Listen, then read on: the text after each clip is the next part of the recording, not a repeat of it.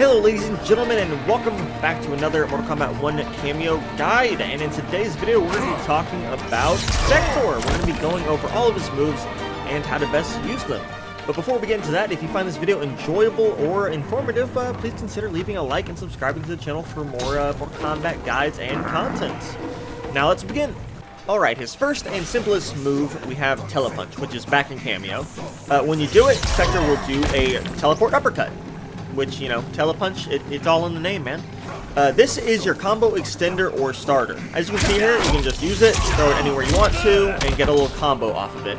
Another cool thing about it, as you know, being a combo tool, it knocks them pretty high up in the air. So what you can do is actually use it and go straight into air combos. So if you're playing as a character that does really well in the air, like Omni-Man, you know, does really good air combo damage, you can go straight into your air combos with this, which is, you know, a pretty good thing. It makes it a versatile combo launcher.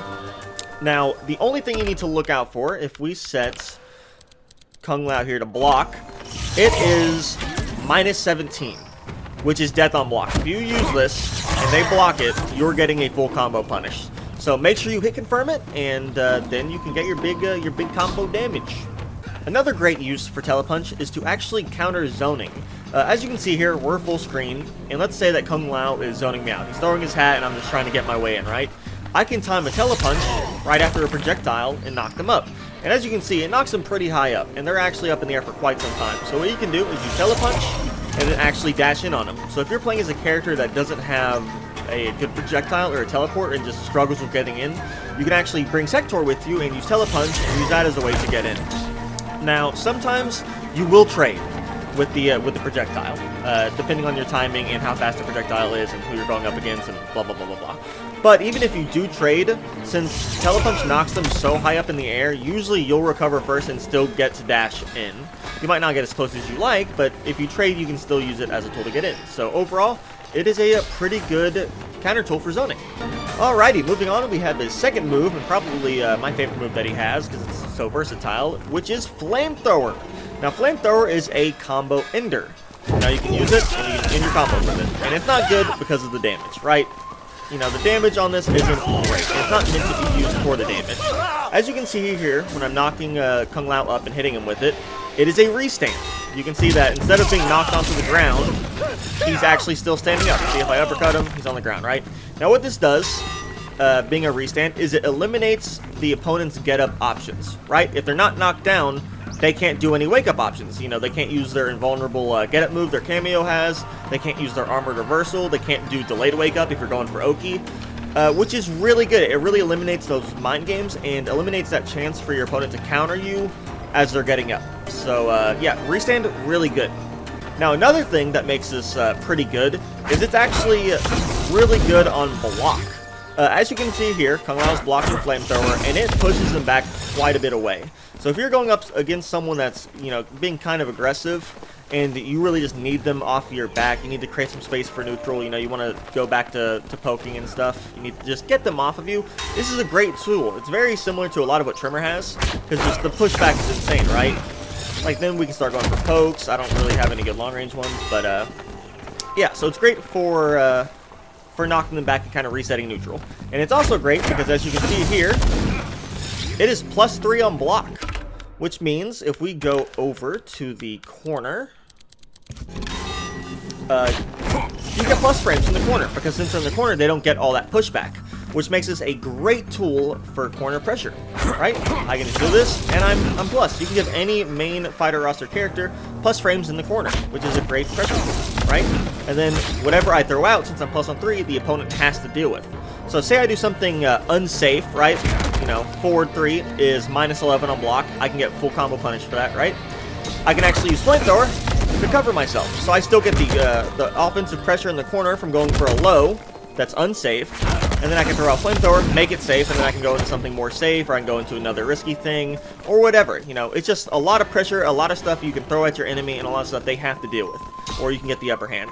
So, yeah, Flamethrower, great on block to reset neutral, really good for corner pressure, and when you do hit it, it's a restand, which eliminates wake-up options. So overall, Flamethrower, Very strong move.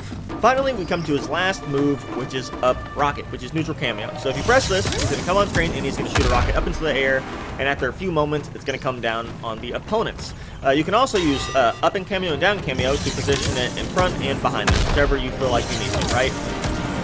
See, you can target specific positions, which is good. Now, this is a purely set-up tool, right? You're not doing this for damage. You're doing it to either catch them pressing in neutral. If you want to, you can send it out, and maybe they're throwing a poke out, and you can hit them and go in for a combo. Or you want to use it to cover your own unsafe moves. Alright, so one good use for up rocket is to catch your opponent pressing, right? Like, let's say we're in neutral, and Kung Lao is trying to throw out some pokes, right? He's uppercutting me, right? I can send this out. He's going to uppercut, it's going to punish him, and I can move in for a full combo, right? So if your opponent is really just pressing in neutral, you can use that to their disadvantage. You can exploit that. You can send it out, wait for them to do a poke, move in, and go for it, right? Even if they block it, because after a while, you might catch them a couple times, so as soon as they see the rocket come on screen, they're going to naturally be more defensive, because they know it's coming down. So what happens, like, let's say he's blocking, right? I use my rocket, he's going to stop throwing pokes out, because I'm already blowing him up for it, and he's going to block, right? I can use this, and while he's holding block, I can actually move in. Because I know if he presses any buttons while I'm moving in to take advantage of me dashing forward, the rocket's going to come down and hit him, and I get a combo. So he's going to hold block, right? So that doesn't happen. When he does hold block, I get to move in anyways, and I get more pressure onto him. You can just kind of lock him down for a moment as you move in. Alright, so you can use up rocket to actually cover your unsafe moves. So if I take Omni-Man here and I do his grab, which is his like main combo extender, it is minus 17. That is death on block. That means I can get blown up for it. That's a full combo punish. So I'm going to use up rocket to cover it. So if I go for Omni-Man's grab, which is his main combo extender, it is minus 17 on block. That is death on block. That means I can get a full combo punish put onto me, right? That's not good. So what I can actually do is use the up block to cover it for me, right? So I can send it up, go in for it, grab, and as soon as my grab hits, the rocket comes down. So basically what that means is if he tried to counter me right after my grab, if he let go of block to punish me, the rocket would come down, hit him, and then I would get a full combo punish. So that creates a pretty tricky situation for the opponent because it pretty much locks them down. They have to block it. When they see this rocket come up and they see me go for something unsafe, they have to deal with it. They have to block it. I can keep going for pressure. Like maybe instead of going for a low into grab, maybe I go for the overhead into grab, right? Maybe I try to throw them off and eventually land something. So yeah, up rocket, great setup tool. You have to, think a couple steps ahead, but it is powerful. You can just lock your opponents down. So up rocket is pretty good, right?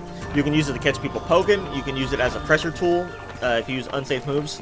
But it is difficult to use because up rocket neutral will go to where the opponent is standing, right? But when is your opponent ever really standing still? If we set him to dash and I try to use neutral rocket, he's just going to dodge it. Okay, that's a bad example. Okay. He's just going to dodge it, right? He has the chance to dodge it. Now, of course, if someone's actually reacting, they can dodge it a lot better than just me doing 2 dashes forward and backwards. So we can alleviate that by positioning in front or behind our opponent, right? Now, I'm pretty bad at this. I'm not going to lie. But you have to predict your opponent's movements, right? And that's pretty hard. So how do we alleviate this? How do we make it a bit easier? Because, you do need to learn how to position it in front and behind and actually, predict your enemy's movements because that's going to, land you a lot more rockets, which is going to lead to a lot more combos, a lot more damage. So if you want to get really good with Sector, you do have to get good at predicting that, which is where a lot of the skill curves comes from. But there's a way to make it easier. Sector can do something very similar to Trimmer. While he's posing in his little backflip, pushes the rocket up, you can press Cameo again and activate a homing rocket, which, as the name implies, it homes in on your target. Which is pretty good, because it guarantees a rocket land, which is guaranteed pressure or combo if, they're poking, if they're doing something unsafe. But it comes at a cost, right? It's high reward, but high risk. When you use it, it's going to use your entire cameo meter. If you look up at the top left there, it is completely gone. And it actually delays the recharge for it. So you're missing Sector for quite a long bit of time. So when you use this, you really need to make sure it's at a good time and in a good position that you actually land and it leads to a full combo. Because if they just block this and you don't really get anything off of it other than pressure, Sector is going to be missing in action for a while, and you're not going to have access to Flamethrower, you're not going to have access to Tele-punch. Like, you're going to lose access to a lot of good tools. So make sure when you do use Homing Rocket that you take full advantage of it. Alrighty, let's do a quick summary, like a little, complete version, compact version of the guide. Sektor has 3 really solid moves that each serve a different purpose. He's very versatile, right? So he has Tele-punch, which is a combo extender or starter. Just use it, go in. It is very unsafe on block. If we set him to block real quick. Let's see what it's at. Yeah, -17. You will get a full combo punish for it, so make sure you hit confirm it first. But it leads to better combo damage, which is a pretty useful tool. Next, we have Flamethrower, which if we set him to not block, we'll pop him up. The combo ender doesn't really do high damage, so your character is going to have a higher damage combo ender, but it restants, which eliminates all of their wake up options. They don't get a chance to counter you on wake up, which is pretty solid. You can play some pretty decent mind games with this and just kind of reset the pace of the match back to neutral. No one has an advantage, no one has a disadvantage.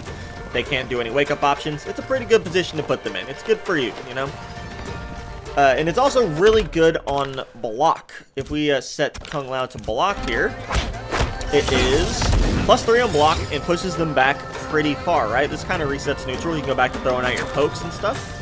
So if you're going up against a really aggressive enemy that's just on you and you need to get them off, it's pretty good on block. It pushes them back quite far.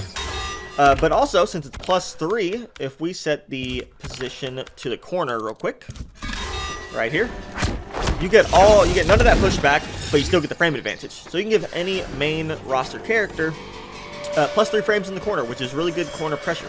And finally, we have his hardest to use move, Up Rocket, which is really good. It's a setup tool. Lets you catch your enemy poking or throwing out anything unsafe at a distance. Or you can use it to cover moves that are minus. So, you could do something like this. I can't get punished for that. So it's really good for locking down your opponent, forcing them to block, forcing them to deal with your pressure. If it does hit, you get a full combo punish, which is pretty solid, right? But it is hard to use, because if your opponent is dashing, they can actually dodge it. They can time a dash with the rocket if they're paying attention.